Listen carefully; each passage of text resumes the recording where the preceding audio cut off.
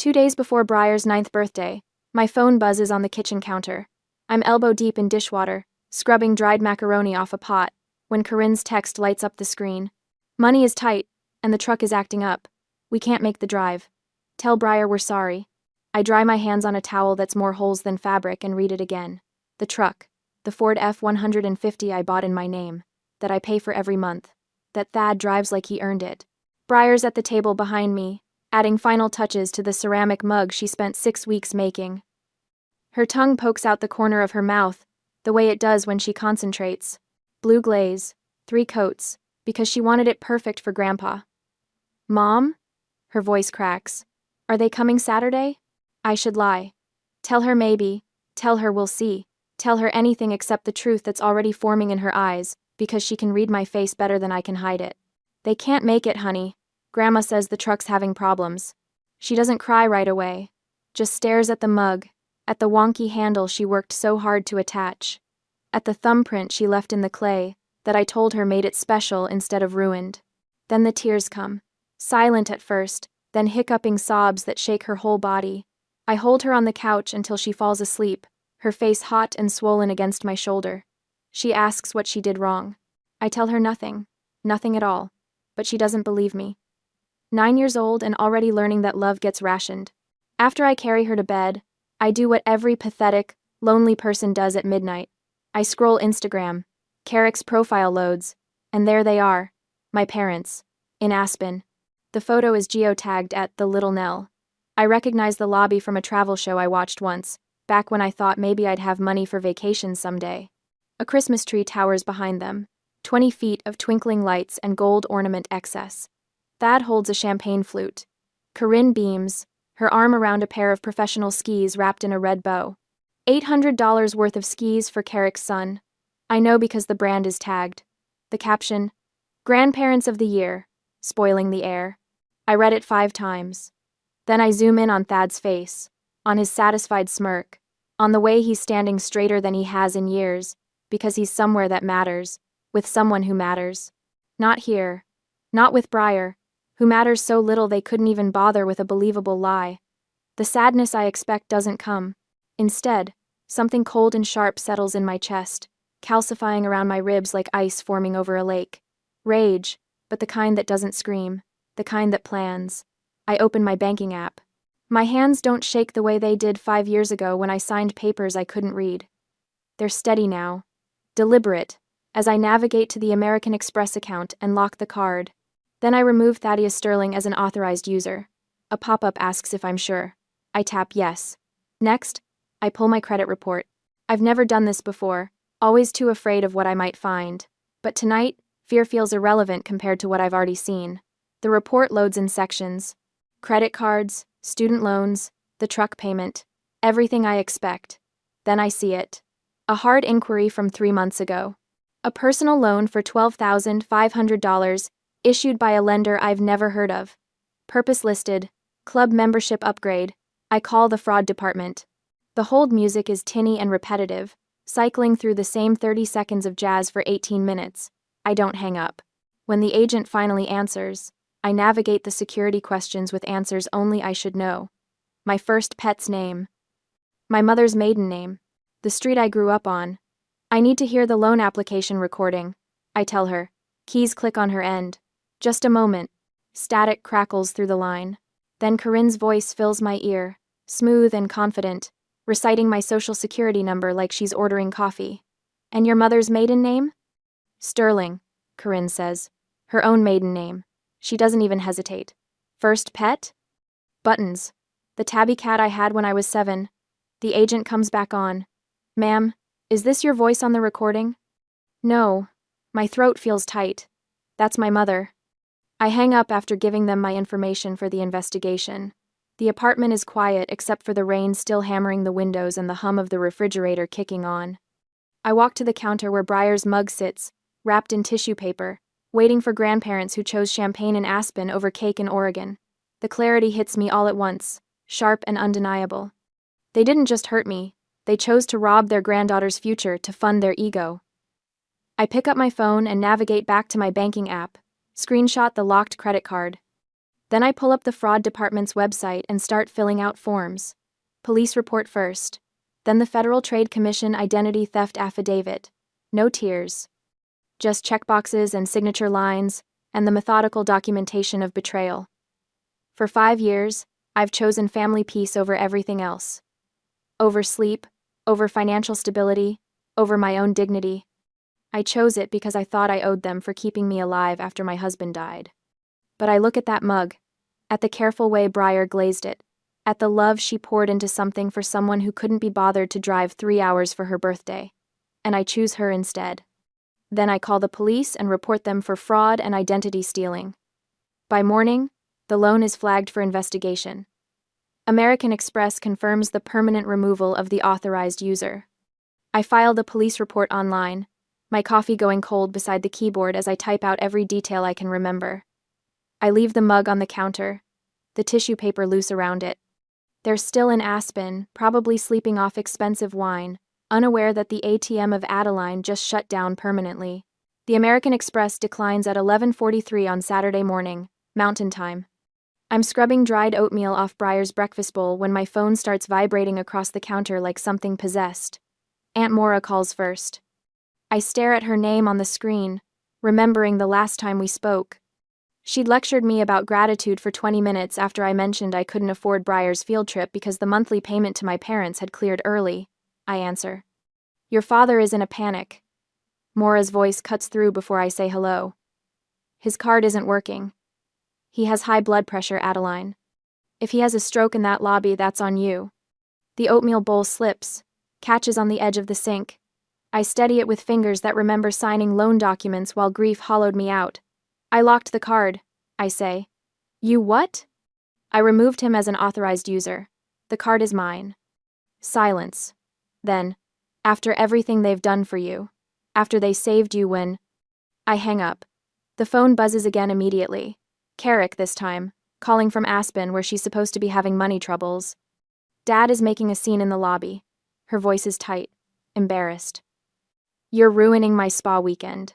Whatever this is about, fix it. Through the phone, I hear Thad's voice in the background, loud enough that other guests must be watching. Something about ungrateful daughters and financial abuse. No, I say. Excuse me? I said no. I'm not fixing anything. Carrick inhales sharp. You're being selfish. This is so typical of you, always making everything about... I hang up again. My phone vibrates with a voicemail. Corinne's voice trembles through the speaker when I play it back. How could you embarrass us like this after everything we've done? We raised you better than this. We're your parents, Adeline. Your parents. I delete it. Then I look at the ceramic mug still sitting on the counter. Breyer's thumbprint visible in the blue glaze, uneven and perfect. She'd worked on it every Tuesday after school for 6 weeks, asked me 3 times if Grandpa would really like it, if the color was right, if the handle was strong enough. I pick up my phone again. Block Maura. The screen asks if I'm sure. I tap yes. Block Carrick. Same question. Yes. Block Corinne. My finger hovers. She's my mother. The woman who took my phone at the funeral and promised she was helping. The woman whose voice I heard on that loan recording, smooth and practiced, reciting my social security number like she'd memorized it for exactly this purpose. Yes.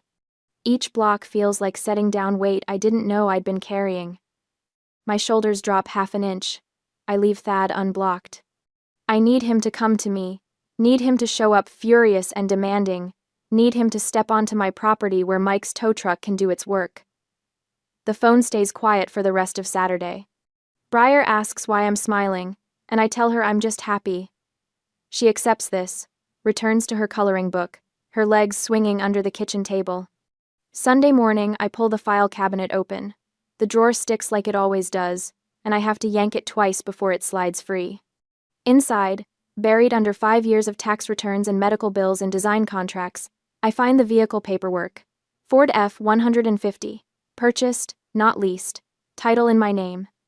Adeline Marie Richardson, sole owner. Thad drives it like it belongs to him. Parks it in the country club lot where his golf buddies can see it. Complains about the gas mileage. Texts me when it needs an oil change like I'm his personal mechanic. But it's mine. I photograph every page. The purchase agreement, the title, the insurance documents listing me as the primary. I save them to 3 different folders on my phone, email them to myself, print copies that I slide into the manila envelope with the police report and the FTC affidavit. Then I search private property impound laws Oregon and read for 2 hours. Mike Kowalski answers on the 3rd ring. His voice is gravel and cigarettes, familiar from the one time he towed my neighbor's abandoned sedan last spring. I need a truck towed from my driveway, I say. Tuesday afternoon. But the driver is going to be standing right there and he's going to argue. Mike is quiet for 3 seconds. Then, "It your truck?" Title's in my name. Then I don't care who argues. What time? 2 o'clock. Maybe 3. I'll text you when they arrive. $50 for the tow. $95 a day storage after that. Perfect. He hangs up without saying goodbye. I add his number to my favorites. Monday afternoon, Breyer finds me in the kitchen organizing the evidence into labeled folders. Police report. FTC affidavit. Vehicle title. Loan recording request confirmation. She stands in the doorway in her school uniform, backpack still on. Why aren't Grandma and Grandpa calling about my birthday? I kneel, eye level with her. She's 9 years old and already knows how to brace for disappointment. I taught her that by example, by letting her watch me flinch every time my phone rang. They hurt our feelings, I say. They made some bad choices. We're taking space to be safe. Her face clears like weather. Oh, I thought I did something wrong. My throat closes. No, baby, you didn't do anything wrong. Okay. She drops her backpack. Can we make hot chocolate? We make it with real cocoa powder and too many marshmallows, and she tells me about the art project at school, how Mrs. Patterson said her shading technique is improving. The ceramic mug watches from the counter, and halfway through Breyer's story, I pick it up. This is beautiful, I say, but I think we should donate it to someone who'll appreciate it more. Breyer looks at the mug. Looks at me. Grandpa won't like it anyway. He never likes my stuff. She says it matter of fact, without tears. Like she's known it all along and was just waiting for me to catch up. I put the mug in the donation box. Cover it with newspaper so we don't have to look at it anymore. Sunday night, my phone lights up with a text from an unknown number. I know it's Thad before I even read it. We need to talk about this misunderstanding. Family doesn't call police. I type back. Family doesn't commit fraud. See you Tuesday. 3 dots appear. Disappear. Appear again. Then nothing. I text Mike. They land Tuesday afternoon. I'll confirm the time tomorrow. He sends back a thumbs up. I organize the evidence one more time. Police report on top, then the FTC affidavit, then the vehicle title with my name highlighted in yellow, then the loan company's confirmation that they're investigating the fraud claim. Everything fits in the manila envelope, crisp and irrefutable. Breyer is asleep on the couch, her homework finished early for once, her breathing steady. The house is quiet except for the rain starting up again outside, tapping against the windows like it's asking permission to enter. I don't give it. Tuesday. 2 in the afternoon. I watch from behind my curtain as Thad's rental sedan screeches into the driveway, spraying gravel. Corinne practically falls out of the passenger side before the car stops moving. Her face is blotchy, makeup smeared. Thad's complexion has gone past red into something closer to eggplant. My phone sits on the counter, Mike's number already queued. 1 word. That's all it takes. Thad storms up the walkway like a man who's never been told no in his entire 65 years. His dress shoes slip on the wet pavement. He catches himself on the porch railing, then pounds on my door hard enough to rattle the frame. Open up. We need to settle this now. His voice cracks on the last word. I can hear Corinne behind him, a high whine about humiliation and family loyalty, and how could I do this to them in front of Carrick's in-laws? I text Mike. Now. The sound starts low. A diesel engine rumbling to life 2 houses down. Then the hydraulic whine of the lift bed adjusting. Then the unmistakable beep beep beep of a truck backing up. Thad's pounding falters. He turns. Mike Kowalski's tow truck rolls into my driveway with the inevitability of a glacier. No hurry, no drama. Just a workingman doing a job, chains rattling against metal, work boots crunching on gravel. I watch Thad's face cycle through confusion, recognition, then something close to panic. What the hell is this? He spins back toward my door. Adeline, what did you do? Mike cuts the engine. The silence feels louder than the pounding. He climbs down from the cab, clipboard in hand, moving with the unhurried efficiency of someone who's repossessed 100 vehicles and doesn't particularly care about the story behind number 101. Thad lurches toward him. Get that truck out of here. This is private property. Mike doesn't even look up from his clipboard. Owner requested the vehicle be impounded. That would be Adeline Richardson, sole owner. No cosigner. You got documentation saying otherwise. I'll wait while you get it. He won't wait. We both know it. Thad's mouth opens and closes. I can see him doing the math, running through every manipulation tactic in his arsenal, trying to find the angle that turns this around. The problem is simple. I own the Ford F-150. Not him. Never him. Just because he's been driving it for 2 years doesn't make it his. Mike crouches beside the truck, hooking chains under the front axle with practiced movements. The metallic clang echoes across the street. I notice Mrs. Patterson on her porch, 3 houses down, phone raised, recording. Mr. Chen, from across the street, has come outside, arms crossed. The Hendersons are visible through their front window. An audience. Perfect. Corinne grabs Thad's arm, her whisper carrying across the yard. The neighbors are watching. Stop making a scene. The irony would be funny if my heart wasn't hammering. I open the door. The hinges creak. Thad whips around so fast he nearly trips over his own feet. His face does something complicated when he sees me standing there, calm, manila envelope tucked under my arm. You. He points at me like I'm a misbehaving child. You locked my credit card. You're stealing my truck. Have you lost your mind? I step onto the porch. The rain has stopped, but everything still drips. Water runs off the gutters, patters onto the walkway, soaks into the dirt that used to be grass before I stopped being able to afford landscaping. Your credit card. I let the words sit there. Your truck. We're family. That means we share. Sharing requires permission. My voice comes out steadier than I expected, loud enough for Mrs. Patterson's recording. Clear enough that there's no ambiguity. You forged my signature for a $12,500 loan to pay for a golf membership. Corinne's face goes white. Thad's goes purple again. That was a temporary loan. A misunderstanding. I meant to tell you. Meant to pay it back. I just needed. You committed identity theft. I pull the manila envelope from under my arm. Open it slowly.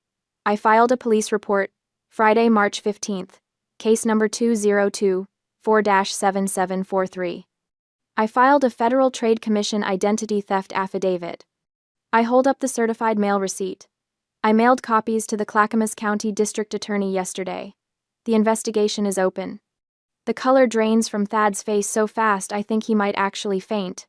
Behind him, Mike releases the parking brake. The truck lurches as the tow bed begins to lift. The front wheels come off the ground with a groan of suspension and hydraulics. Thad's status symbol, his proof that he's still somebody important, rising into the air like an offering to gods who stopped listening years ago. You can't do this. Corinne's voice has gone thin. We're your parents. We took care of you when nobody else would. We gave you $20,000 when you had nothing. You gave me a loan with interest. I paid back $26,000 over 3 years. I don't raise my voice. Don't need to. Then I paid you $14,400 more over the last 12 months. That's $40,400 total, for a $20,000 loan you forced on me while I was grieving. Math. Cold, hard numbers. The one language Thad actually speaks. The truck stays here, he says. We need it. The truck goes to impound. Storage fee is $95 per day, until you can prove legal ownership. I look at Mike. Morrison and 72nd? Yes, ma'am. Mike climbs back into the cab. Thad takes a step toward me. His hands are shaking. You're making a huge mistake. Family doesn't call the police on family. When this backfires, when everyone knows what you've done, when everyone knows I stopped my parents from committing felony fraud, I meet his eyes. I'll survive that conversation. The truck is fully lifted now, back wheels still on the ground, ready to roll. Mike puts it in gear. I hold up the envelope again. You can leave now and call a lawyer. Or you can stay on my property, and I'll add witness harassment to the felony fraud indictment. Your choice. You have 30 seconds. For the first time in my entire life, I watch my father look small. The bluster drains away. The threats die in his throat. He looks at Corinne, who's crying now, mascara running down her face in black rivers. "This isn't over," he says. "Yes, it is." I step back inside and close the door. Lock it. Deadbolt. Chain. Through the window, I watch them stand there for another moment, frozen, the truck rolling away behind them. Then Thad turns and walks back to the rental car. Corinne follows, her shoulders shaking. They don't look back. I lean against the door, envelope pressed to my chest, and wait for my hands to stop shaking. They don't. But I'm still standing. 2 days later, the letter arrives on thick cream paper, the kind attorneys use when they want you to know you're being threatened by someone important. I turn it over in my hands, noting the embossed return address. Mitchell and Howe, family law specialists. Inside, 3 paragraphs of legal language boil down to this: return the truck within 5 business days or face a lawsuit for elder abuse and theft of property. I read it twice. Then I laugh, a sound that scrapes my throat raw. Briar looks up from her math homework. "Mom?" "Nothing, honey, just grown-up nonsense." The voicemail from Aunt Maura comes an hour later. I play it on speaker while washing dinner dishes, Briar safely upstairs. "Your mother is in the hospital." Maura's voice trembles with practiced distress. Stress-induced chest pains. "The doctors say it's from emotional trauma. You did this, Adeline. You put your own mother in the hospital because you couldn't be the bigger person and just give them back their truck." Their truck, the Ford F-150 titled solely in my name, paid off with my bank account, insured under my policy. I grip the edge of the sink. My reflection wavers in the window above the faucet. For a second, I see myself at 29, nodding while Corinne took my phone, agreeing when Thad sold my husband's car for half its value. The girl who believed being taken care of meant being controlled. The conditioning runs deeper than bone.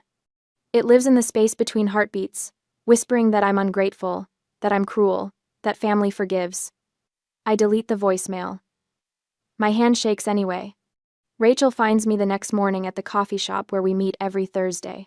I slide into the booth across from her, and she takes one look at my face. "What happened?" I show her the letter. Then I play Maura's voicemail, the one I saved in a moment of weakness at 3 a.m. Rachel's expression hardens. "They stole your identity. They committed fraud. They are not the victims here."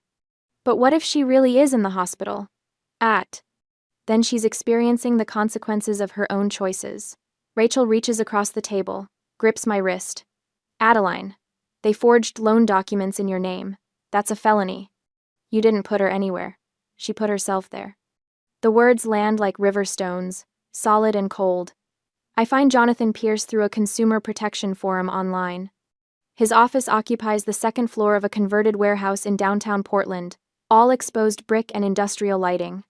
He's younger than I expected, maybe 40, with silver already threading through dark hair. I spread the evidence across his desk. The police report, the FTC affidavit, the loan application recording with Corinne's voice reciting my social security number, the American Express statements showing 4 years of unauthorized charges, totaling $6,000 for cigars, country club lunches, leather goods my father didn't need.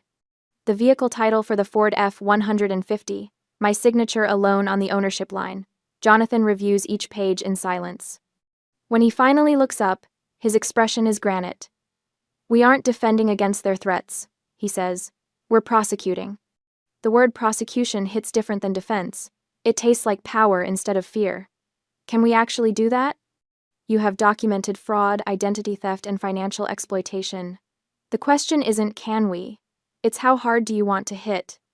I think of Briar crying herself to sleep while they toasted champagne in Aspen. As hard as the law allows. Jonathan drafts the demand letter over the next 3 days. He reads it to me over the phone before sending.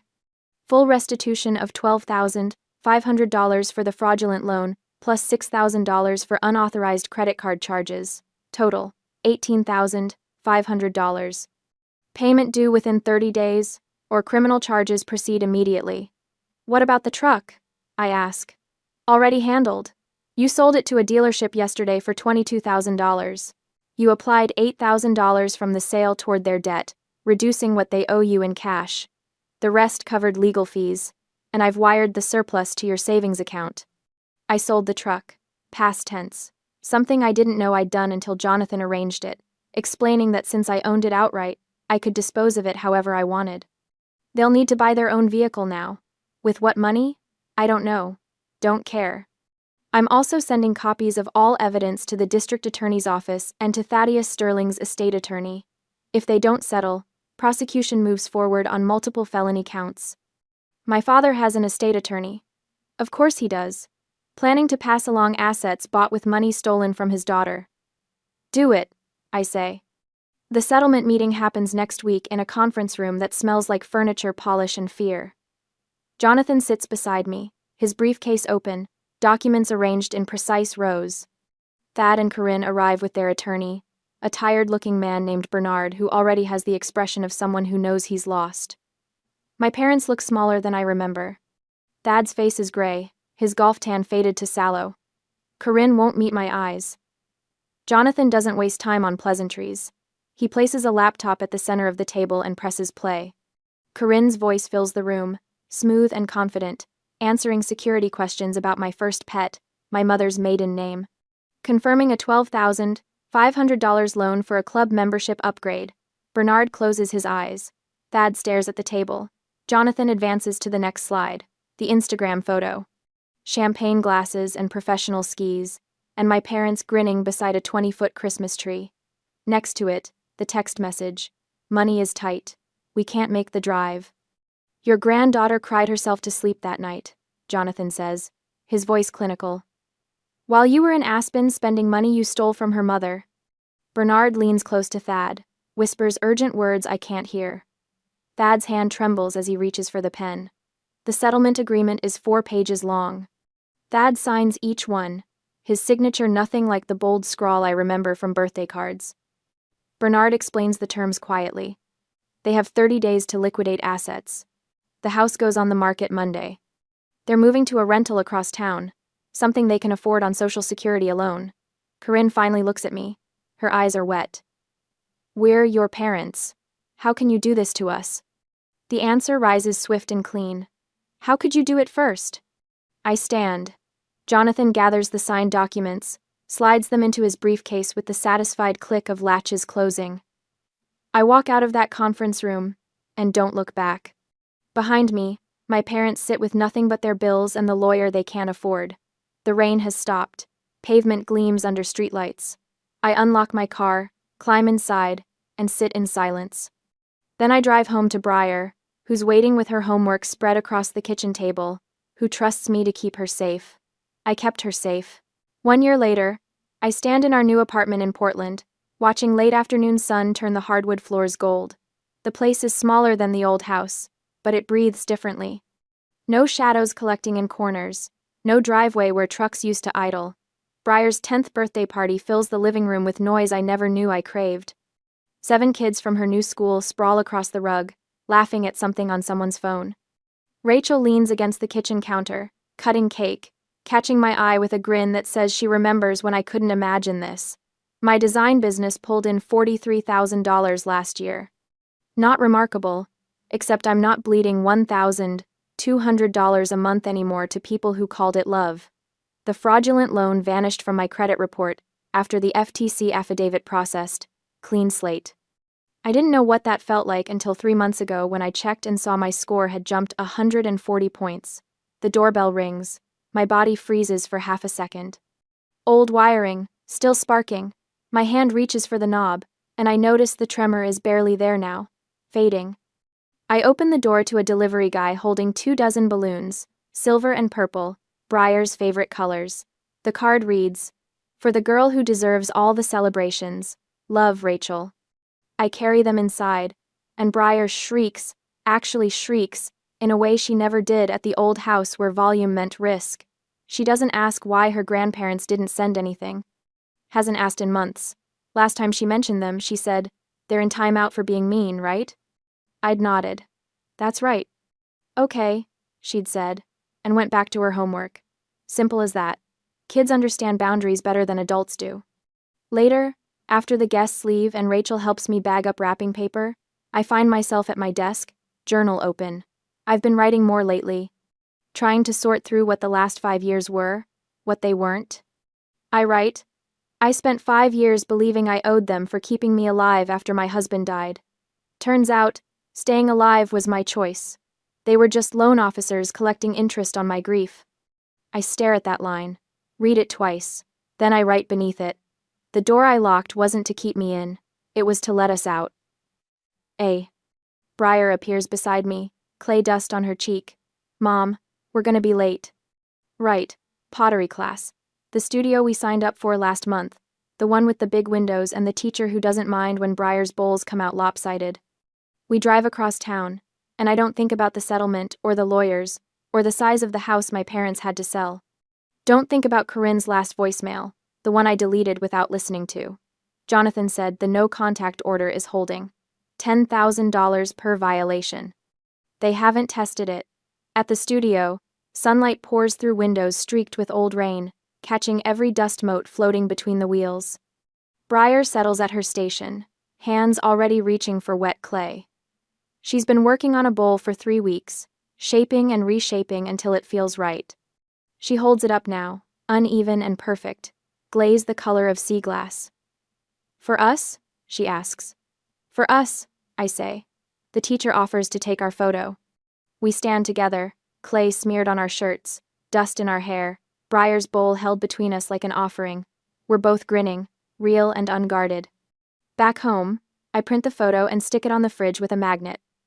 It covers the space where the old family portrait used to hang, the one I donated months ago along with a ceramic mug wrapped in tissue paper.